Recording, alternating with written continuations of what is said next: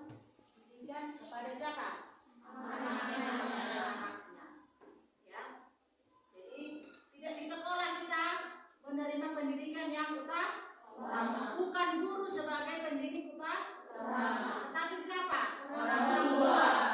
Ya. Jadi orang tua itu adalah pendidik utama. Dapat kita baca itu nanti sebagai ayat pendukungnya itu di Keluaran 20 ayat 12 dan Amsal 22 ayat 6, Efesus 6 ayat 1 sampai 4. Ya, Efesus 6 ayat 1 itu siapa yang tahu isinya?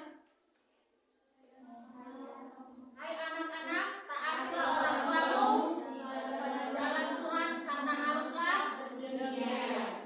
Ya, jadi ayat ini mengatakan kepada kita, nasihat kepada anak supaya kita tetap menghargai, menghormati siapa? Orang tua. Siapa orang tua itu? Ayah, ibu. Ya. Nah, sekarang kalau dikatakan keluarga itu, apa itu keluarga? Keluarga adalah yang terdiri dari ayah, ibu, dan anak. Ya, diingat, jangan lupa. Ya kan? Nah, kemudian kita lihat lagi di sini. Apa yang menjadi pesan Alkitab untuk orang tua? Ya, setiap orang yang lahir memiliki orang tua. Pasti kan? Walaupun banyak orang tua yang bagaimana? Yang membuang anaknya, yang meninggalkan anaknya di tempat sampah, disewakan, ya kan? Kita sudah melihat banyak kejadian seperti itu. Banyak kan? Kita sudah melihat itu di media sosial. Banyak orang tua yang membuang anaknya. Kenapa terjadi seperti itu?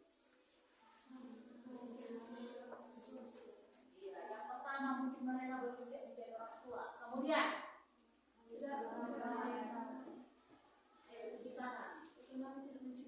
ekonomi tidak mencukupi. Apalagi salah pergaulan, ya, dengan adanya pergaulan bebas. Ya kan? Jadi kita lahir ke dunia ini dengan adanya orang tua.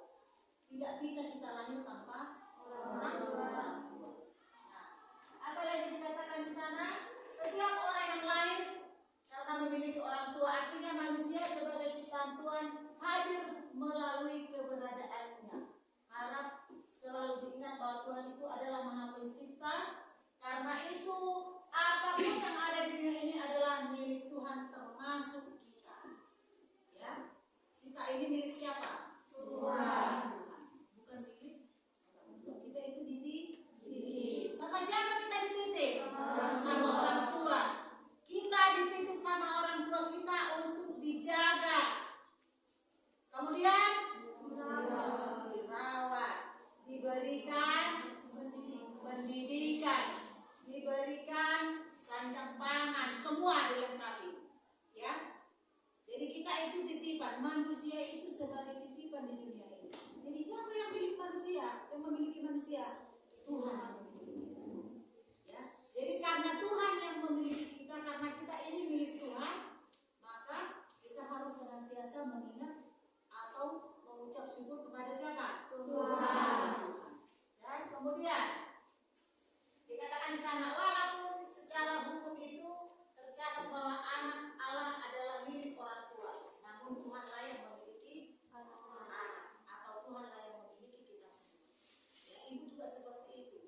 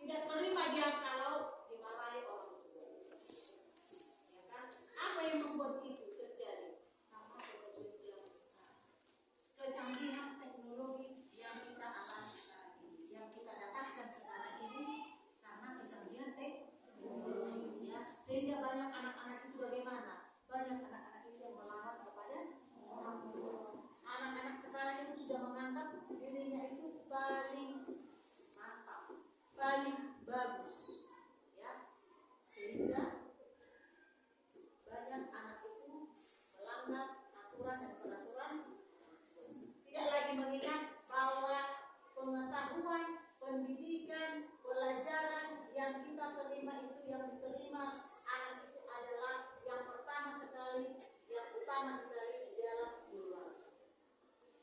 Ya, duluan kita tahu berbicara itu karena siapa? Ajaran orang tua, ya kan? Duluan kita memanggil mama, bapak karena siapa? Karena diajar orang tua. Jadi kita ingat orang tua kita itu harus kita hargai, kita hormati. Oke, kita lanjut.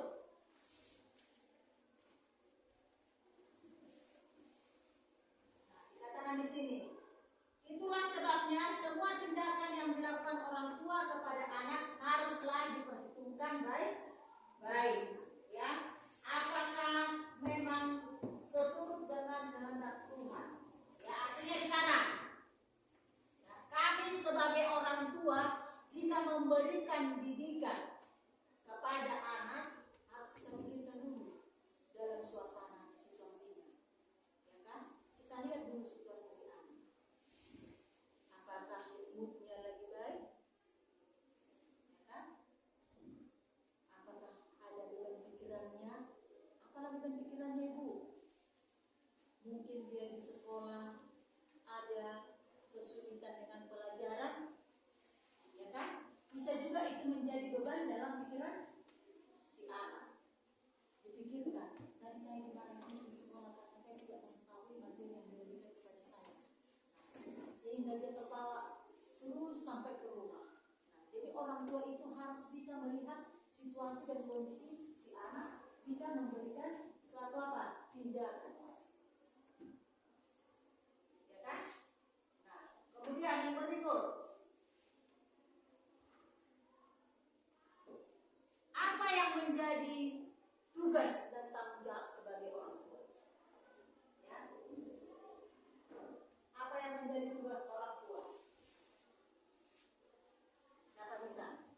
Tadi dari awal sudah ada katakan itu. Apa yang menjadi tugas orang tua kepada anak? Dua seorang. Memberikan pendidikan kepada anak-anaknya, mendidik anak-anaknya melalui sandaran. Oke. Yang lain ada? Apa itu tugas orang tua? Tugas orang tua. Yang pertama, apa yang pertama? Mendidik. Yang kedua, orang tua itu harus bisa menjadi teman kepada siapa? Kepada anak. Yang ketiga, orang tua itu harus bisa menjadi motivator. Kalau dikatakan motivator itu memberikan motivasi, dorongan kepada siapa? Kepada si anak, supaya si anak itu tetap memiliki motivasi, semangat dalam belajar. Kemudian apalagi? Membantu anak merasa percaya diri. Ya. Orang tua itu harus dapat membantu anak itu untuk percaya diri. Kenapa dikatakan seperti itu?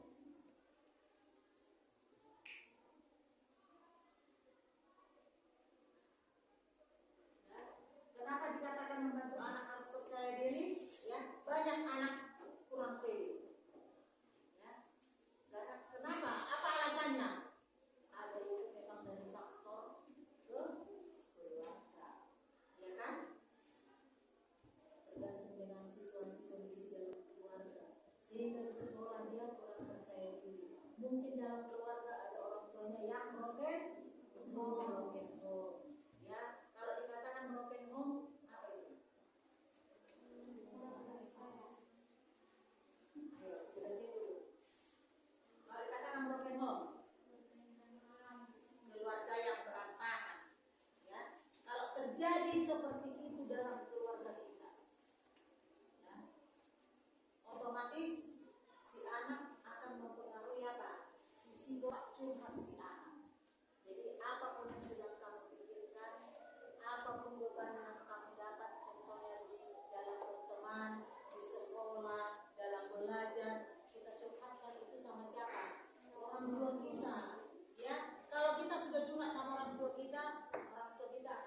memberikan solusi yang terbaik buat kita. Ya, ya kan? Iya. Oke, oke. Sebelum kita lanjut, ada yang mau bertanya? Oke, silakan.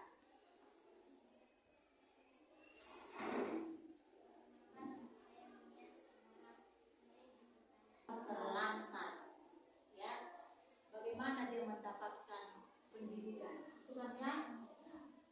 Si anak itu untuk mendapatkan pendidikan otomatis akan mencari pengasuh, ya kan? Seperti kita itu pengasuh yang dapat membimbing dia, ya, mengarahkan dia, ya kan? Jadi orang tua yang mencari seorang pengasuh untuk mengasuh, mendidik si anak itu. Ya, demikian. Oke, ada lagi yang lain dari sini dulu. Oke, seseorang.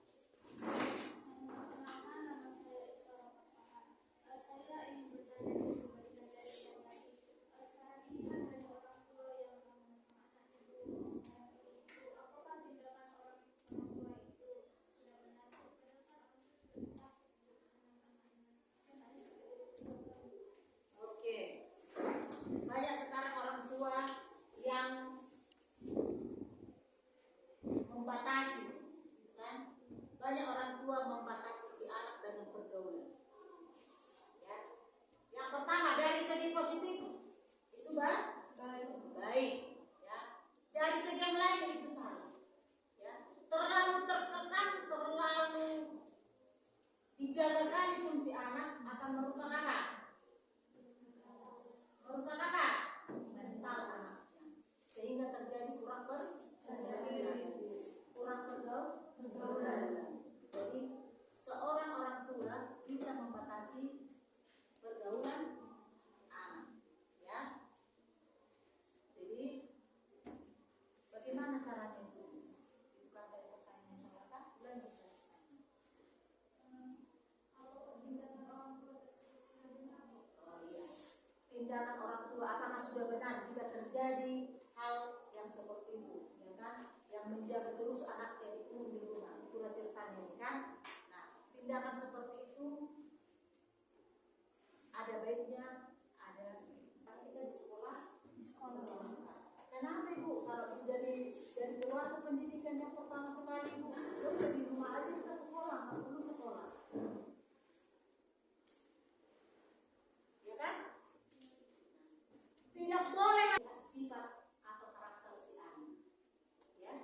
Kalau anaknya memang karakternya bandel, tidak bisa dinasehati, selalu bertingkah yang tidak baik, otomatis perlu dilakukan pembatasan apa?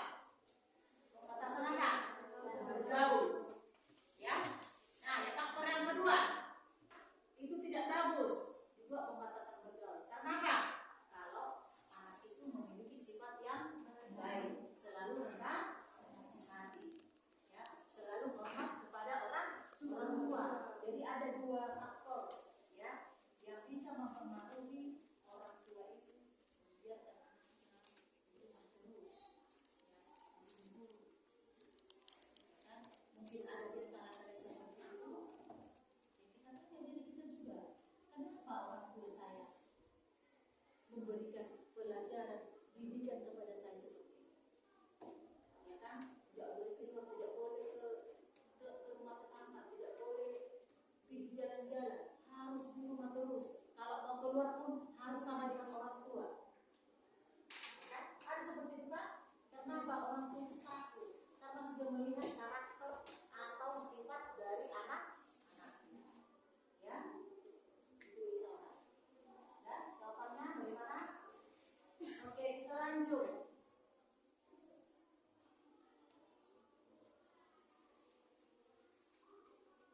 Oke, yang tadi itu orang tua adalah orang yang pertama kali mengajarkan anak berbahasa dan mengajarkan anak mengucapkan kata-kata. Orang tua itu sebagai pendidik, ya. Yang pertama di situ memberikan dukungan kepada anak-anak dengan pujian, dorongan, dan perhatian yang positif. Pada waktu kapan orang tua memberikan dukungan itu, ujian itu?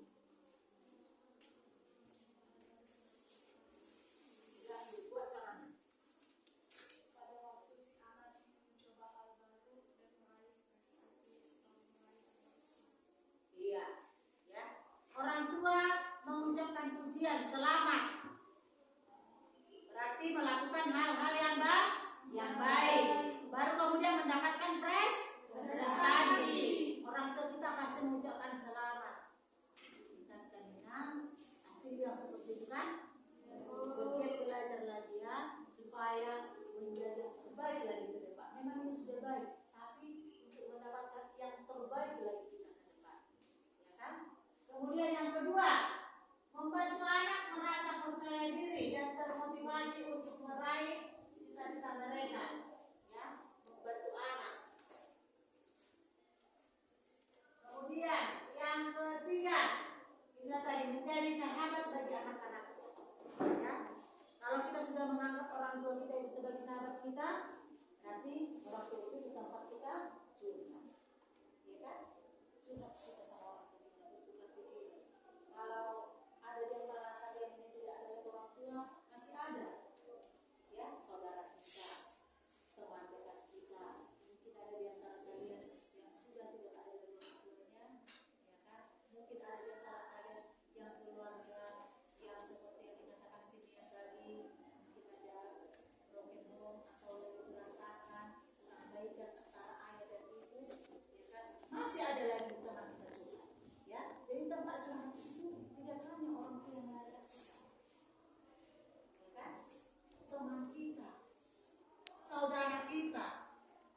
Kalau kita tinggal di rumah tulang kita juga bisa tulang kita, nyambung kita juga bisa. Siapa yang kita anggap dekat, memberikan perhatian buat kita, ya? Oke? Oke? Jadi barisan ini sudah mengerti? Sudah. Nanti mau tanya harus tahu ya. Ya. Perkenalkan saya Nathan Zaitan. Kayak misalnya kalau ada sikap orang tua yang kayak agak salah tangguh masih terus menerus, terus si anak nggak tahan. Terus kalau misalnya si anak mencoba untuk menyarankan atau menasehati, tapi orang tua kayak nggak terima dinasehati, itu harus gimana? Ada orang tua yang memiliki karakter yang selalu melakukan kesalahan terus menerus, ya kan? Nah, si anak memberikan masukan lah ya, memberikan masukan. Padahal orang tua itu tidak peduli. Apa yang dilakukan si anak? Itu tadi ya. Apa yang dilakukan si anak? Siapa yang bisa dulu menjawab pertanyaan ini? Ada yang bisa di mana kita? Ada yang bisa? Ini dari sini. Ada yang bisa dari sini? Apa yang dilakukan si anak jika orang tua itu melakukan kesalahan? Kesalahan ini dari segi apa? Perkataan kah? Atau perilaku ya? Perilaku. Ya. Apa yang dilakukan si anak? Sudah ditegur, tetapi tidak terima. Kenapa orang tua itu tidak terima? Karena merasa orang tua itu apa? Benar. Ya. Kalau kita pas yang dikatakan si Erlina, kita lihat si Erlina, ya, banyak orang tua tidak mau sekolah. Masih anak-anak tahu juga. Kau yang mata orang tua. Apa yang kita lakukan di sana? Kita diam tegak. Kita apakan? Jika kita tidak bisa lagi mengutarakan kata-kata, kita bawa ke dalam doa. Ya, kita doakan. Ya kan? Nah, setelah kita doakan, tidak ada juga perubahan itu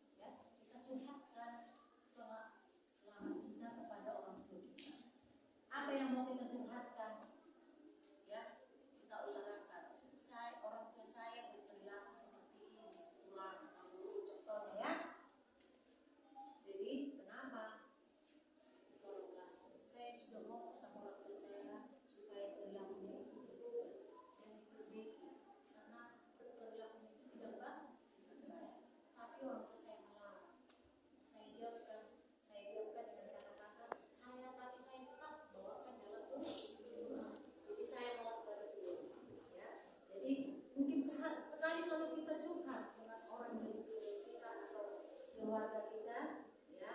Mungkin dari keluarga bisa juga mempengaruhi untuk merubah perilaku orang. Tapi jangan kita langsung putus membawa di dalam doa. Kita tetap bawa dalam doa. Tapi intinya, kalau kita sudah ungkapkan dengan kata-kata kita sebagai seorang anak, ya kan, tetap kita bawa dalam doa.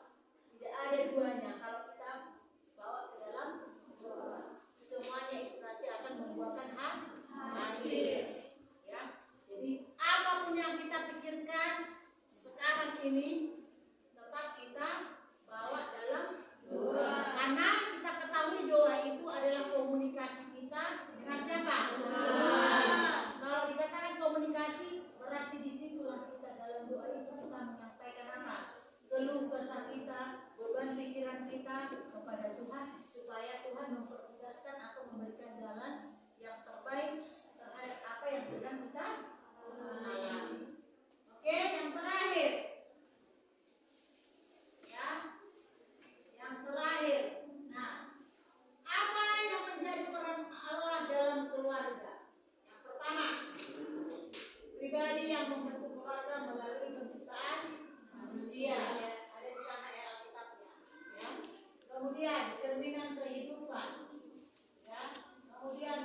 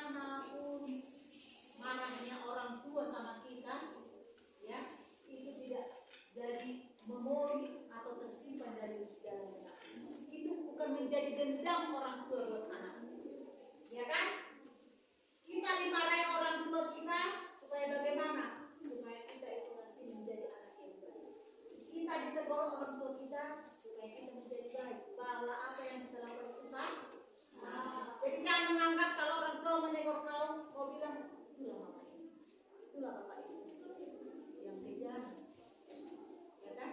Tidak ada sayang